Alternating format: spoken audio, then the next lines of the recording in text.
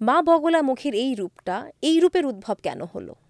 নারায়ণ পুজো করতে বসলেন সৌরাষ্ট্রের হরিদ্রা সরোবরে। সেইখান থেকে মা উঠলেন পীত বস্ত্রে, পীত গায়ের রং, রত্ন সিংহাসনের ওপর মা বসে আছেন।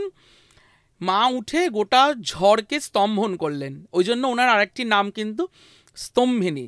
ঝড়কে বন্ধ করলেন এবং সেই থেকেই মায়ের এই আবির্ভাব, মায়ের এই রূপের বর্ণনা, যে উনি সব কিছুকে, উনি জগৎকে স্তম্ভন করতে পারেন, সময়কেও থামাতে পারেন।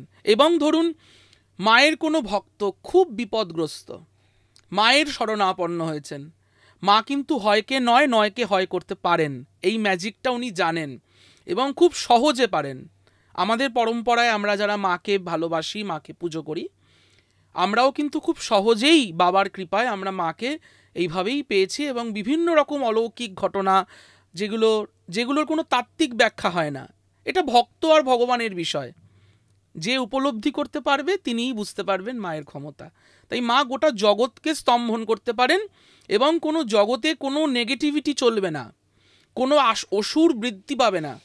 মা ওই গোটা জিনিসটাকে স্তম্ভন করতে পারেন। তাই জন্যই মায়ের আবির্ভাব।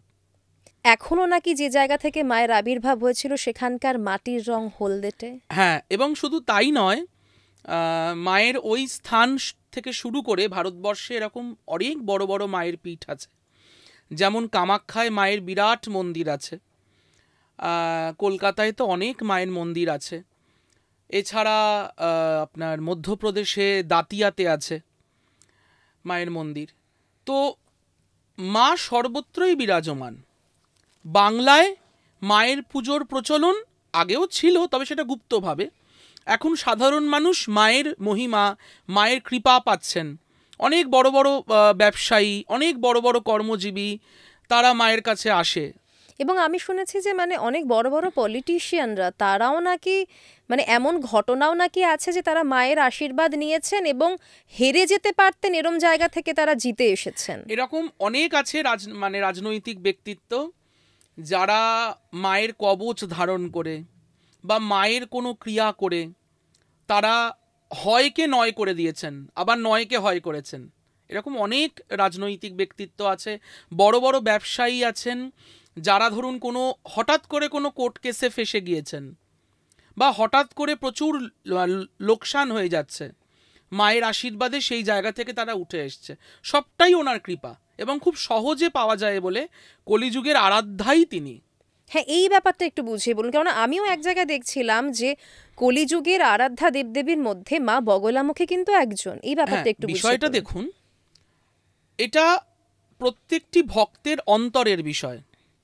কেউ কালীকে তার নিজের ইষ্ট জ্ঞানে গোটা ব্রহ্মাণ্ড জয় করবেন, কেউ আবার কালীর রূপের মধ্যে বগলাকে ইষ্ট জ্ঞানে গোটা ব্রহ্মাণ্ড জয় করবেন। কিন্তু কলিযুগে খুব সহজে বিপদ থেকে উদ্ধার হতে গেলে খুব সহজে, দেখুন জ্যোতিষশাস্ত্র মতে অনেক রকমের গ্রহ দোষ আছে, মাঙ্গলিক দোষ আছে, কালসর্প দোষ আছে, বিষ দোষ আছে, বিভিন্ন রকমের দোষ আছে। সেগুলো খণ্ডন কিন্তু মায়ের মাধ্যমেও হয়। বিশেষ করে মাঙ্গলিক, যেগুলো ভৌম দোষ আমরা বলি, বিবাহর ক্ষেত্রে যে কোনো মঙ্গল অনুষ্ঠান, সেটা কিন্তু মাকে দিয়েই হবে।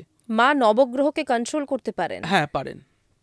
এবং আমার গুরুদের থেকে এবং আচার্যদের থেকে শোনা যে নবগ্রহের শান্তির জন্য যদি তুমি পুরী যেতে পারো, জগন্নাথের পুজো দিতে পারো, তাহলে নবগ্রহ শান্ত হবে।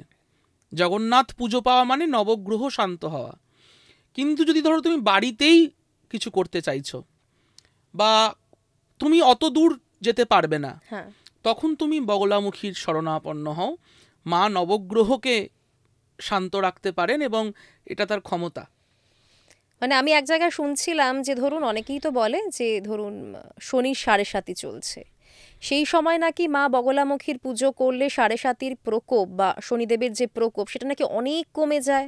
এটা শুধু 7.5 ক্ষেত্রে শুধু নয়, সে তো অবশ্যই কমে। এটা এক্ষেত্রে আমাকে আবার অবশ্যই হনুমানজির কথা বলতে হবে, যেহেতু উনিও মঙ্গলের দেবতা। এবং আমি বলতেই চাই যে গৃহীরা শুধু বগলামুখী নয়, উনি চাইলে ওনারা হনুমান চল্লিশাও পাঠ করতে পারেন প্রত্যেক মঙ্গলবার, তাতেও কৃপা আছে। এবং শনিদেবকে কোনো রকমভাবে থামাতে গেলে, এই সাড়ে সাতি বলুন, হ্যাঁ, বা ধরুন শনির ঢাইয়া, সেটাও থামাতে গেলে হনুমানজির পুজো করলেও কিন্তু থামে। বগলামুখীও করতে পারেন, কিন্তু যেহেতু বগলামুখী তন্ত্রের একদম নিগুড় বিদ্যা, সেহেতু যতটুকু একটা গৃহী মানুষের পক্ষে সম্ভব ততটুকু করাই আমার মনে হয় ভালো হবে, তাতে মায়ের আরও বেশি কৃপা পাওয়া যাবে। মায়ের পুজোর তো দুটো ধারার কথা আপনি বলছেন, যে একটা হচ্ছে মোটামুটি ধরুন গৃহীভাবে সাত্ত্বিকভাবে আমরা মায়ের পুজো করতে পারি, আরেকটা আমরা তামসিকভাবে বা আমরা তন্ত্র মতে গিয়ে করতে পারি। রাজসিকভাবেও কি মায়ের কোনো পুজো হয়? মায়ের যারা তান্ত্রিক বা তন্ত্র সাধক যারা, তারা বিভিন্ন রকম উপাচারে মাকে পুজো করবেন, সেটাই খুব স্বাভাবিক। বিশেষ করে বিরাচারে না থাকলে মায়ের এইভাবে পুজো করা সম্ভব না, সেটা তন্ত্রের দিকে। কিন্তু ধরুন যারা গৃহী, যারা ঘরে আছে, সংসারী, তাদের পক্ষে এত তন্ত্র মন্ত্র এত করা সম্ভব নাও হতে পারে, পসিবল নয়, অ্যাকচুয়ালি পসিবল নয় সবকিছু। তারা কি করবে, সেই পথটাই বাসুদেব বাবা দেখিয়ে দিয়ে গেছেন। একটা সময় নাকি রাজাদের, মহারাজাদের, তাদেরকে বগলামুখী পুজো করানো হতো, তারা যাতে রাজা হতে পারেন বা রাজ্য ধরে রাখতে পারেন। এটা কি সত্যি? সব থেকে বড় কথা, এটা বলতে গেলেই আমাকে রামায়ণের কথা বলতে হবে। কারণ ভগবান শ্রী রামচন্দ্র যখন লঙ্কাধিপতিকে দমন করতে গেছিলেন, উনি শেষ ব্রহ্মাস্ত্র চালিয়েছিলেন। কলিতে ওই ব্রহ্মাস্ত্রটাই কিন্তু মা। তাই জন্য বগলামুখী, হ্যাঁ, চতুর্ভুজা বগলামুখীর আরেকটা নামই হচ্ছে ব্রহ্মাস্ত্র বিদ্যা। মানুষের যখন দেয়ালে পিঠ ঠেকে যায়, তখন কিন্তু মাকেই ধরতে হয় ওই জায়গা থেকে উদ্ধার পেতে গেলে। এরকম আমার কাছে অনেক উদাহরণ আছে, যারা মায়ের ভক্তরা আমার কাছে মায়ের মন্দিরে আসেন, প্রচুর তাদের সমস্যার কথা বলেন, এবং খুব মানে আমি নিজেও খুব মাঝে মাঝে অবাক হয়ে যাই যে খুব সহজে উনি উদ্ধার পায়। একটা দুটো ঘটনা একটু শেয়ার করুন আমাদের সঙ্গে। যেমন ধরুন বৈবাহিক জীবনের সমস্যা, এটা তো এখন একটা নিত্য নতুন ব্যাপার হয়ে গিয়েছে, সবার ক্ষেত্রেই বেশিরভাগ ক্ষেত্রেই হচ্ছে, এবং সেটা তখন আইন আদালতের জায়গায় গিয়ে পৌঁছে যাচ্ছে।